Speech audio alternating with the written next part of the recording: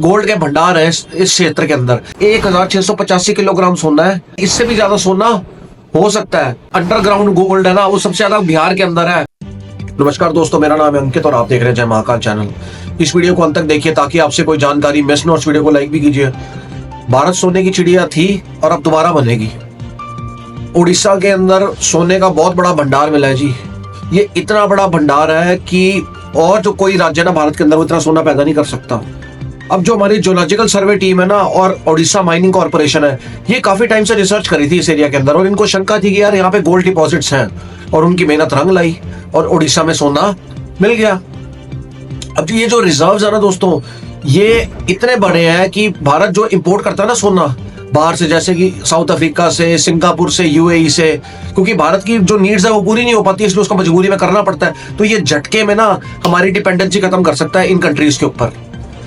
800 से 900 टन जो है ना भारत वो सोना इंपोर्ट करता है, जो कि तकरीबन 40 से 45 बिलियन डॉलर है पर ईयर, जो कि बहुत बड़ी अमाउंट है।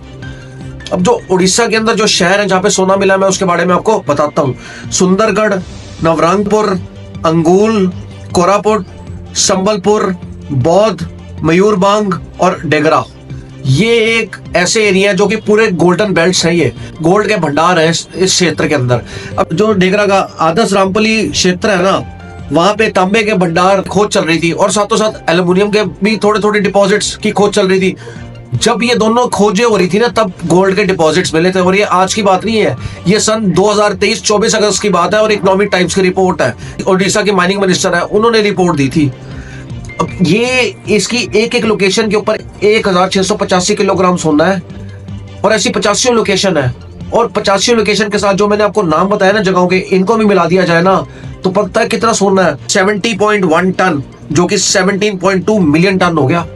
अभी ये एग्जैक्ट नंबर नहीं है, कहा जा रहा है इससे भी ज्यादा सोना हो सकता है, एग्जैक्ट फिगर अभी दी नहीं गई। और ये जो सोने के डिपॉजिट्स है ना, ये निरंतर बढ़ते जाएंगे। अब भारत जो है ना, चीन के बाद दूसरा ऐसा देश है जो कि सोना इंपोर्ट करता है। कच्चा तेल तो इंपोर्ट करता ही है, क्योंकि सोना ना ही केवल ज्वेलरी के काम आता है, लेकिन और भी चीजें मैन्युफैक्चर करने के काम आता है। इसलिए सोने की जो डिमांड है ना, वो निरंतर बढ़ती जा रही है। भारत हर साल सोना इंपोर्ट करता है। साल 2023 में किया था 8.28 मिलियन टन, जो कि 2022 से ना 5% ज्यादा था।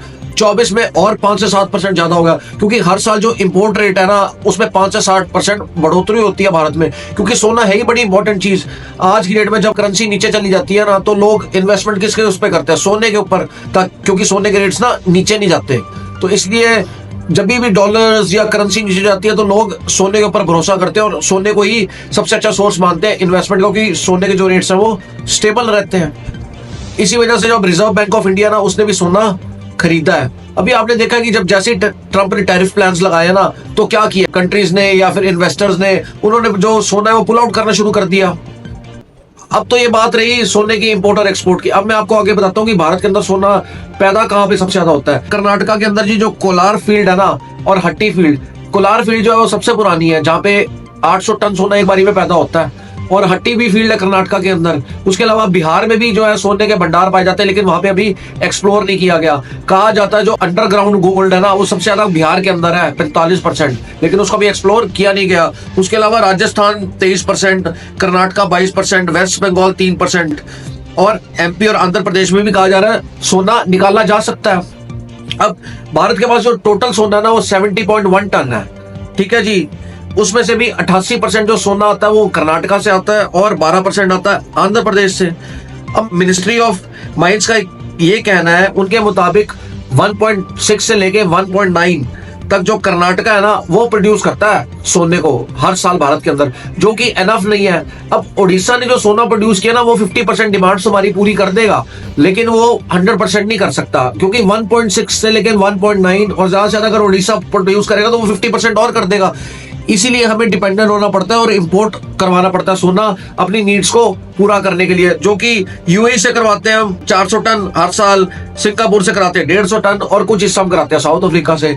तो दोस्तों, ये बहुत बड़ी उपलब्धि है जो हमें उड़ीसा के अंदर इतने बड़े जो सोने के भंडार है वो हाथ लगे हैं। और ये हमारी सरकार को भी धन्यवाद जाता है, जियोलॉजिकल सर्वे टीम को भी धन्यवाद जाता है, जो काफी टाइम से मेहनत कर रहे हैं और जिन्होंने भारत को ना इतना बड़ा भंडार खोज के दिया सोने का। और जो हमारी डिपेंडेंसी है ना, और जो हमारा पैसा बाहर जा रहा है, वो अब काफी हद तक घटेगा बाहर जाने से। और जो हमारी डिमांड्स हैं वो हमारे अपने सोने के ऊपर ही लोगों की पूरी होंगी। तो आपका क्या कहना है इस बड़ी खुशखबरी के बारे में? और यदि आपको भारतीय होने में गर्व है तो कमेंट सेक्शन में जय हिंद भी लिखिए। जय हिंद, वंदे मातरम, भारत माता की जय।